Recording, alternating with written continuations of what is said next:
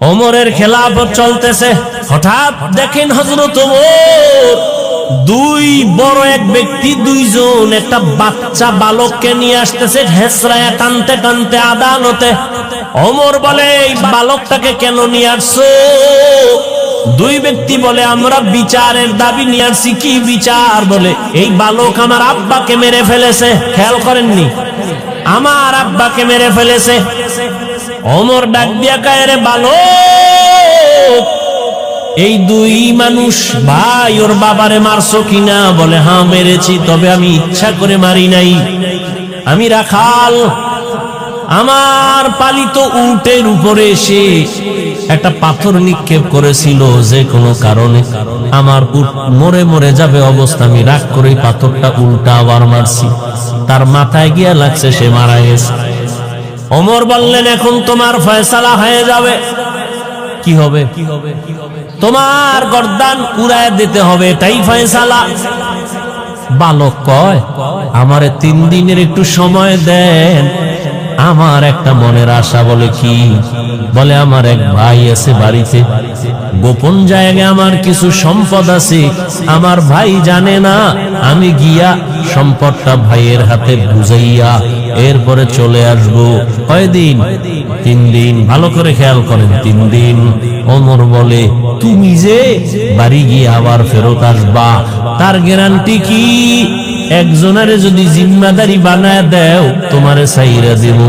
যদি তুমি সময় মতো না আসো, তোমার জিম্মাদার যে হবে তার কল্লা ফালাবো। এটাই হবে বিচার। এবার বালক ডাক দিয়া কয়, আমার ভাই কাছে আমানতটা দিয়ে আসবো। একজন জিম্মাদার কে আছে এই আদালতে? কেউ দাঁড়ায় না, কেউ রাজি হয় না। শেষ পর্যন্ত নিরুপায় বালক, এবার তাকে ফাঁসির মঞ্চে নিয়ে যাবে। হঠাৎ খলিফাতুল মুসলিমিনের পেছন থেকে একটা হাত উঁচু হয়ে গেল। কে হাত উঁচু করেছেন? রহমতের নবীর কলিজার এক সাহাবী আবু যর গিফারি রাদিয়াল্লাহু আনহু। ডাক দিয়া কয়, খলিফাতুল মুসলিমিন, এই বালকের ছেড়ে দেন, আমি জিম্মাদারি নিলাম। এবার আবু যর জিম্মাদার হয়ে গেলেন। 3 দিন পরে বালক আসবে, না আসলে আবু যরের কল্লা যাবে। একদিন চলে গেল, বালকের খবর নাই। দ্বিতীয় দিন চলে গেল, বালকের খবর নাই। তৃতীয় দিন চলে যাবে ভাব, বিকাল বেলা সূর্য গড়াইয়া পশ্চিম অস্ত যায়। তখন আবু যরকে বলা হলো, আর ওই বালক আসবে না, তুমি ফাঁসির মঞ্চে যাওয়ার জন্য প্রস্তুতি নাও। আবু যর রেডি হয়ে গেলেন। ইসলাম। আবু যর রাদিয়াল্লাহু আনহু রেডি হয়ে গেলেন।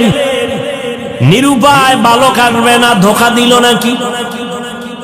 আবু যর বলে, একটু অপেক্ষা করো, মাগরিবের আজান হওয়া পর্যন্ত একটু সময় দেখি, না আসলে আমারে মারো। মাগরিবের আজান দেওয়ার আগ মুহূর্তে দেখে বালক দৌড়াইতে আছে। বালক দৌড়াইয়া মঞ্চে হাজির।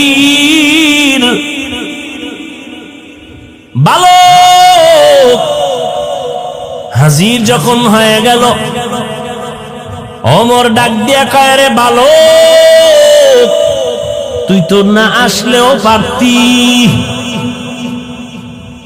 মরার জন্য এইভাবে আনন্দে কেন আসছো? কয়, ইসলামের মর্যাদা ঠিক রাখার জন্য আসছি। কারণ আমি যদি আবু যরের মাথায় বিপদ ফালাইয়া যদি না আসতাম, দুনিয়ার সব ভিন্ন ধর্মের মানুষেরা বলতো, ইসলাম ধর্মটা কি এমন, একজনের বিপদে ফালাইয়া নিজে পালায় গেছে। এই কথা যেন কেউ বলতে না পারে, এই জন্য আমি আসছি। ওমর বলে, আবু যর কেউ জিম্মাদারি নিল না, বালকের জিম্মাদার তুমি হইলা কেন? আবু যর ডাক দিয়া কয়, খলিফাতুল মুসলিমিন, দুনিয়াতে পরবর্তী সময়ে যেন কেউ এ কথা বলার সুযোগ না পায়, যে মুসলমান বিপদে পড়ছে তার সাহায্য চাইলো, কেউ তার সহযোগিতায় আগাই আসলো না। এটা কেমন ধর্ম? এই কথা যেন বলতে না পায়, এই জন্য আমি সহযোগিতায় দাঁড়ায় গেছি। বিচার চাইছে কারা? বুঝলে ওই দুই ভাই চিল্লায় কয় ফাঁসি লাগবে না, লাগবে না, আমরা দুনো ভাই তারে মাফ করে দিলাম। খলিফাতুল মুসলিমিন বলে মাফ করলা কেন? তখন ওই দুই ভাই ডেকে বলে আমরা মরে যাব, পরবর্তী সময় যেন এই কথা কেউ তোকমা লাগাইতে না পারে ইসলামের উপরে, দ্বীনের উপরে, যে মুহাম্মদের ধর্ম এমন, কেউ মাপ চাইছে কিন্তু মাপ দেওয়া হয় নাই, এমনটা যেন বলতে না পারে। বালক ক্ষমা চাইছে, ওমর নিজে বালকের পক্ষ থেকে ক্ষমা চাইছে, আমরা দিছিলাম না, এখন আমরা ক্ষমা করে দৃষ্টান্ত কায়েম করলাম। আমরা বিচারের বদলে বিচার না, ক্ষমা, এটা মহৎ লক্ষ্য। ইসলাম কি শিখায় আর আমরা কি শিখি? আমারে যদি কেউ কয় 12টা বাজাবো, আমি বলি রেডি থাক, আমি 13টা বাজাবো। এই তো আমাদের মুসলমানিত্ব রে বাবা। অন্যের সাথে কেমন আচরণ করব এটা তো দূরের কথা, নিজেদের সাথে সাপ পেজির লড়াই। এজন্য আমি শুরুতেই রাসূলের হাদিস বলেছি, আল্লাহর ভয়, নিজের ছোট মনে করো। আল্লাহ কোরআনে বলেন যালিকাল কিতাবু লা রাইবা ফীহি, এটা এমন একটা কিতাব যার মধ্যে ভুল নাই, আর জান্নাতের পথ তাদেরকে দেখাবে যারা আল্লাহরে ভয় করে। আল্লাহর ভয় এত দামি একটা ভয়, হযরত ওমর দিনের বেলা আদালতে বিচার আচার করেন, রাতের বেলা ঘুমায় না। তাহাজ্জুদের টাইমে বের হয়ে গেছে এলাকায় ঘুরে, আমার প্রজাদের কি হালাত। হঠাৎ করে জঙ্গলের পার্শ্বে দেখে একটা ছোট ঘরের মধ্যে কথার আওয়াজ।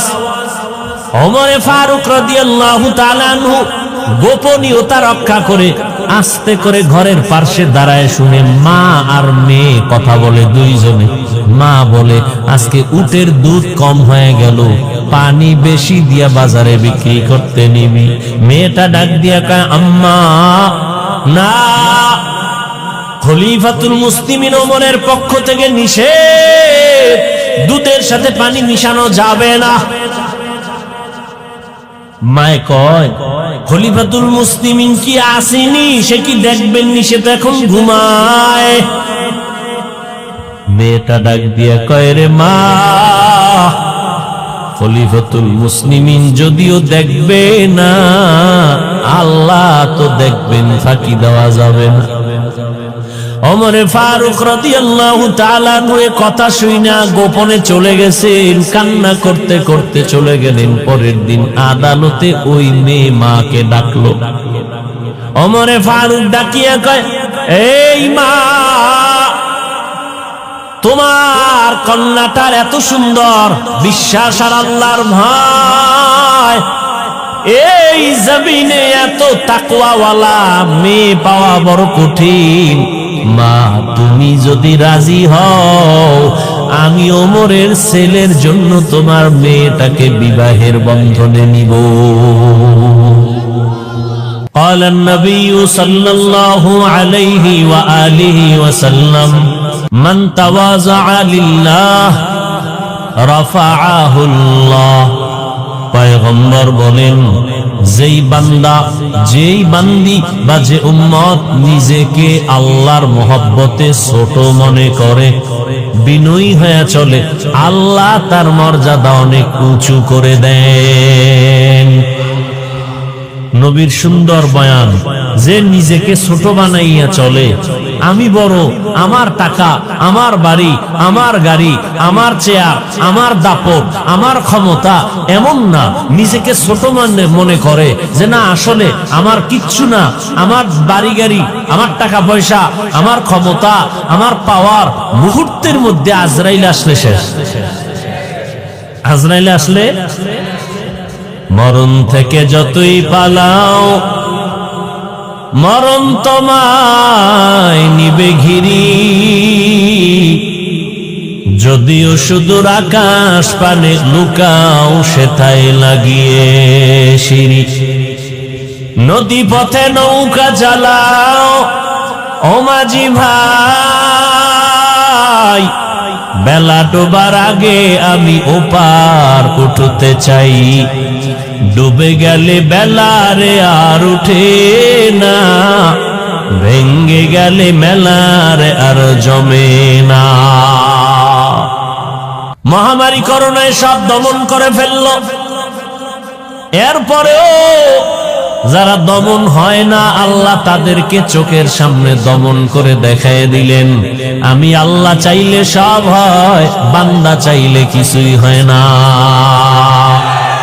কাদের কুদরত দারি বর কামাল, আন্তা রব্বি আন্তা হাসবি জুল জালাল, তুহি কাদের জলিলুল্লাহ জাহাদার, বহর হালে তুহি মেরা নেগাহদার। আল্লাহ আমাদের বুঝার তৌফিক দান করুন। মানুষের বুঝের মধ্যে ঝামেলা, বুঝের মধ্যে কি, মানুষ যেটাকে বুঝছে ওইটাই তার আসল, আমি ওটা বুঝি না, ওটা আসল মানতে পারি না। আপনি বুঝছেন যে আমার দাড়ি রাখলে সম্মান কমে যাবে, হ্যাঁ, আর আমি কি বুঝছি দাড়ির কারণে সম্মান বেড়ে যাবে। না, আমার বুঝার আপনার বুঝে ব্যবধান হয়ে গেছে, কথা ঠিক না? আপনার বুঝের কারণে আপনি দাড়ি রাখেন না, আমার বুঝের কারণে আমি দাড়ি কাটি না, আমার বুঝের কারণে আমি টুপি ফালাই না, আপনার বুঝের কারণে আপনি টুপি পরেন না, আমার বুঝের কারণে আমি মসজিদ ছাড়ি না, আপনার বুঝের কারণে আপনি মসজিদে ঢুকেন না, আমার বুঝের কারণে আমি পর্দা ছাড়ি না, আপনি বুঝের কারণে পর্দা করেন না। বুঝ বড় মারাত্মক। এজন্য আল্লাহর নবী বলেন, আল্লাহ যারে বেশি মহব্বত করেন তাকে দ্বীনের বুঝ দান করেন, দ্বীনের জ্ঞান দান করেন, দ্বীনের সমঝ দান করেন। 13টা বছর আবু জাহাল রহমতের নবীকে দেখলো, বয়ান শুনলো। কয় বছর? 13 বছর। এরপরেও আবু জাহাল কালেমা। অথচ যেই নবীজি এত মায়ার নবী,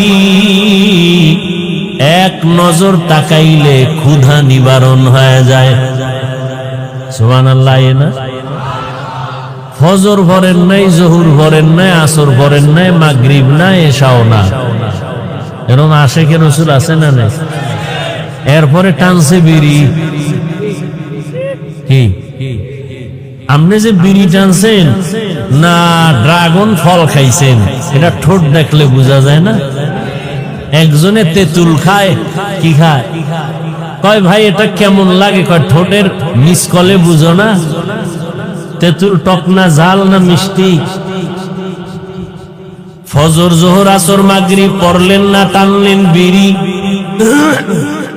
চোখ দিয়া করলেন তাজা কবিরা গুনাহ। আপনার জবানে সুবহানাল্লাহ আসতে একটু সময় লাগবে। একটু কি লাগবে?